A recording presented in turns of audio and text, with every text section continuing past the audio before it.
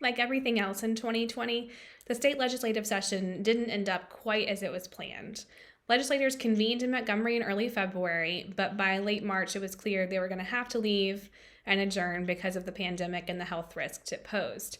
They were able to come back briefly and pass budgets, but ultimately, most of the really ambitious agenda items that they started session with fell by the wayside.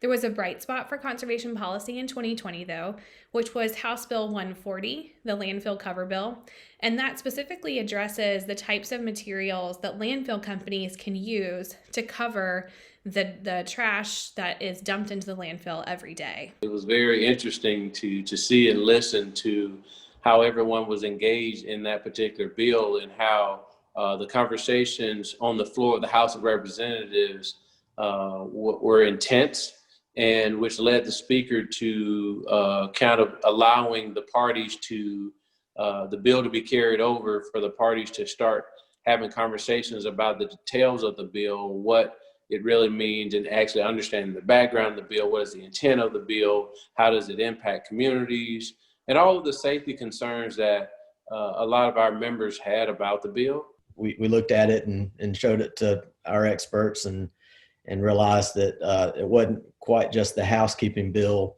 that they made it appear to be. The landfill cover bill was essentially introduced on behalf of ADEM to address lawsuits that were filed by Alabamians who live near landfills. And what those lawsuits said was that landfills weren't doing their job. They were using cover materials that didn't actually cover the trash in the landfill. So the landfill smelled, they attracted pests, they caused a decrease in property values. All in all, just not a good neighbor. And in the end, what we got was an amendment that said they could use these other coverings. And remember, they had been using these other coverings for many years, but they had to be as effective or more effective than the earth that was required in the original law. And so we were reassured by the, by the department, ADEM, that they had internal policies that were put in protections at their level, at the department level, that would not have a negative impact on this particular bill. And so, everybody kind of got together and worked it out. And, thanks to your organization for really being there at the ground level and helping and making certain that all bodies and all interested parties were accountable in this process. So we took that as a huge win. When we accepted those changes, the bill continued fast-tracked and passed, and the governor signed it. But it was a big win, big victory for Conservation Alabama and, well, the citizens of Alabama. Hearing from our constituents about this the landfill bill is really what made the difference. And your organization, I know, was on the front lines of educating members on the negative and potential impacts that can happen down the road, which is why we shifted gears pretty quickly. In a normal session, we have a whole list of environmental bills that we end up working on. Obviously, 2020 ended so abruptly that we wanted to talk to you a little bit about 2019 and a big success story we had working with Representative Margie Wilcox to pass her bill, House Bill 500, which increases penalties for litter. Back in 2019, Representative Margie Wilcox from down in Mobile introduced a bill late in the session that would have increased the fines for littering from, I believe it was from 250 maximum to 500. And I like to spend my time on the waterways here on the coast. So I think that coastal residents and people that just love that beauty are more sensitive to it. But sadly, we still have our fair share of citizens and visitors that don't. Representative Wilcox got the bill through the House of Representatives quickly, I think a vote of 95-5.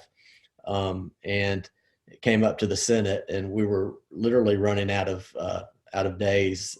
It got out of committee, but there were some obvious questions and some opposition.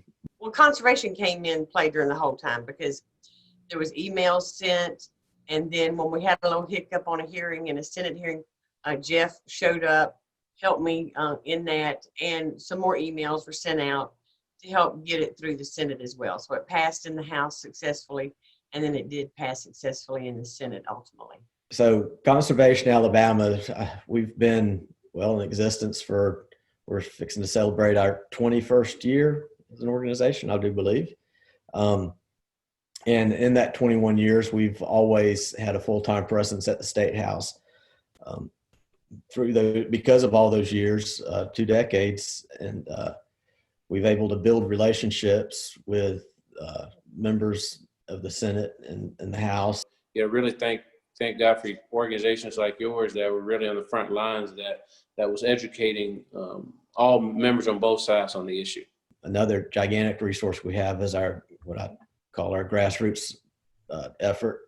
And one of our biggest tools that we use is our action alert, where we alert our members and give them the opportunity to easily contact their legislators about a particular issue. I think that we've made good headways, and I think that this will be a good building block for future. We got to make incremental change. In doing so, it's hard sometimes, and it does require some compromise. But I'd rather have us moving incrementally than not moving at all. And I think that that's what we got to think about.